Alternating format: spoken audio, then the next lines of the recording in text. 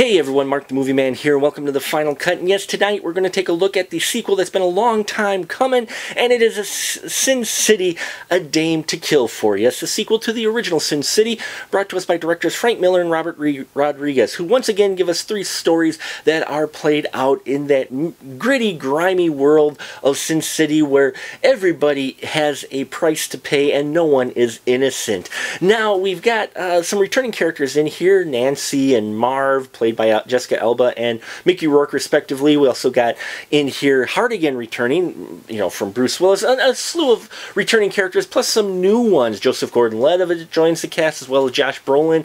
And all of them are great characters once again. I really enjoyed all the characters in this film. Now, we get the three storylines. Two of them are prequels, and one of them is a continuing storyline from the first film. And that might throw a few people off, because they still intertwine these stories a bit, which could make it a little hard to follow if you go for popcorn for about 5 minutes. It also is an element that I think some people might find make it a little weak, but I thought it was a bold move in editing these three stories together. There's also some fun cameos in here as well, including one from Christopher Lloyd, in a role that I don't think you might expect him in, though he has done mature roles before. He's not just Doc Brown, ladies and gentlemen.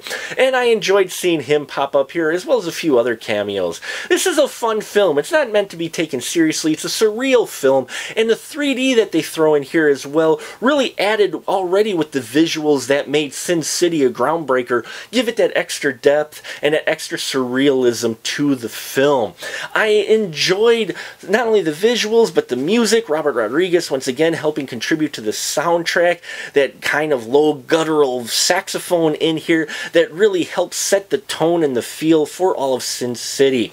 Now, there are a few elements in here that were repeated from the first one, but while this film you could take as a direct sequel, you could watch by itself and still follow what's going on, because the way they lay these things out. So much like Pulp Fiction novels that were had the same characters, not quite sequels to each other, but you could see how the stories do relate, and you could read each one independently and not be lost. Though the editing visually might lose a few people, the stories in here, the way they're written, stand on their own, and you don't need to see the first one to see this one. Now, if you did see Sin City: A Dame to Kill For, some of the standout performances in here, one of them was Eva Green, and that's not just because her wardrobe consisted of pretty much nothing. I really enjoyed her character, and she just does villainous so well. I loved her in 300: Rise of the Empire, and her evil character there, and here, her playing the manipulator Ava, who knows just exactly how to pull the strings of any man and get them to do what she wants them to do, even if they don't initially want to do it.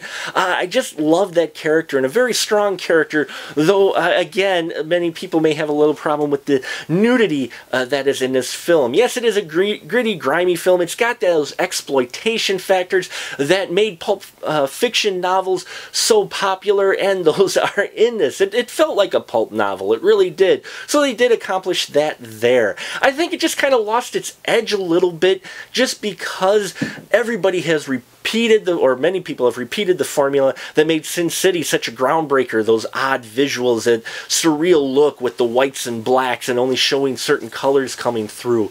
Everybody else has done that and tried to repeat that formula, but Robert Rodriguez and Frank Miller still do it one of the best, even taking advantage of that 3D technology. Now, some people may be put off by this because it doesn't have quite the edginess, or maybe put off by the way the storylines are edited together. But let me tell you, I had a lot of fun with this film. It was great to have a mature time once again at the theater, and it was great escapism, okay? You just sit down and love it. So if you love the exploitation films, if you loved the first film, I think you will enjoy Sin City: A Dame to Kill For. I still give it 3.5 stubs. I had fun. It was worth the price of admission. If you're a little leery about it, wait till $5 Tuesday or maybe a matinee, but I don't think you'll be disappointed. For fans of the first one, fans of pulp novels, or just someone looking for a more adult time at the theater. And that'll about do it for us here at The Final Cut. Till next time, folks, remember, keep that ticket stub.